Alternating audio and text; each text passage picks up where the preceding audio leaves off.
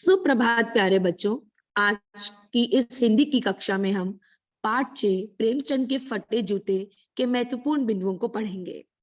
जैसा कि आपने इस पाठ में पढ़ा कि प्रेमचंद एक महान साहित्यकार थे, परंतु वे दिखावटी जीवन से कोसों दूर थे। उसी को लेखक ने एक व्यंग्य के रूप में प्रस्तुत करते हुए कहा है कि प्रेमचंद के फटे जूते। इस संस्मरण विद्या में प्रेमचंद के व्यक्तित्व की सादगी के साथ एक रचनाकार के अंतर्भेदिक सामाजिक दृष्टि का विवेचन करते हुए वे आज की दिखावे की प्रवृत्ति पर व्यंग करते हैं। लेखक के सामने प्रेमचंद का चित्र है जिसमें वे अपनी पत्नी के साथ फोटो खिंचा रहे हैं। उनके सिर पर किसी मोटे कपड़े की टोपी, कुर्ता और धोती पहने हैं। कनपटी चिपकी है और गालों की हड्डियां उभर कर आ रही है। घनी मूछे के कारण उनका चेहरा हरा भरा लग रहा है।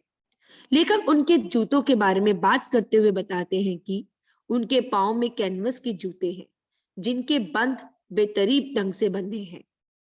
शायद लापरवाही के प्रयोग के कारण लोहे की पत्ती भी निकल आई है। दाहिने पांव का जूता तो बिल्कुल ठीक है, लेकिन बाएं जूते में बड़ा सा छेद हो जाने के कारण अंगुली बाहर निकल आई है। लेखक की दृष्टि उस महान कथाकार के जूतों पर अटक गई। वो सोचने लगे कि फोटो खिंचवाने की अगर ये पोशाक है तो पहनने की कैसी होगी। यदि वो चाहते तो दिखावे की प्रवृत्ति के अनुसार धोती को थोड़ा नीचे खींचकर उंगली ढक सकते थे। फोटो पर अंकित उनकी मुस्कान उन लोगों पर व्यंग है जो केवल दिखावे की प्रवृत्ति में विश्वास रखते हैं। लेखक प्रेमचंद के कलेश को, उनके दुख को अपने भीतर महसूस करके मानो चाहते हैं। उन्हें लगता है कि अक्सर फोटो खिंचवाने के लिए लोग कोट, यहां तक कि लोग दूसरों की बीवी तक उधार मांग लेते हैं, और प्रेमचंद ऐसे हैं जो कि फोटो खिंचवाने के लिए जूते भी नहीं मांग पाए। टोपी 8 आने में मिल जाती है और जूता 5 रुपए में। जूता हमेशा टोपी से कीमती रहा है।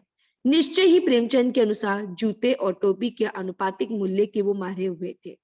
एक प्रसिद्ध कथाकार होते हुए भी उनका जूता फटा हुआ था, जो अत्यंत दुर्भाग्य की बात है। यहाँ पे लेखक परसाई जी का स्वयं का जूता भी फटा हुआ था, लेकिन वे ऊपर से अच्छा दिखता है। उंगली बाहर नहीं निकली है। जूते का नीचे का तला फट जाने पर वो जमीन पर घिसता है और रगड़ खाकर लहूलुहान भी हो जाता है। जबकि प्रेमचंद की उंगली दिखाई देती है, परंतु उनका पांव सुरक्षित है। प्रेमचंद पर्दे का महत्व नहीं जानते और लेखक पर्दे के महत्व के कारण ही कुर्बान हो रहे हैं। लेखक ने अपनी रचनाओं में उन गरीब पात्रों का उल्लेख किया है, जैसे कि हल्कू, माधो आदि ऐसे चरित्र हैं जो प्रेमचंद की भांति बनिए के तगादे से बचने के लिए मील 2 मील का चक्कर काटकर उनका जूता शायद फट गया होगा, ऐसा लेखक का मानना है। हो सकता है लेखक ये बोलता है कि शायद उन्होंने किसी सख्त चीज पर ठोकर मारी होगी जिसके कारण उनका जूता फट गया होगा। हो सकता है कि शायद कोई मार्ग में उनको टीला मिल गया हो जिस पर उन्होंने अपना जूता आजमाया हो।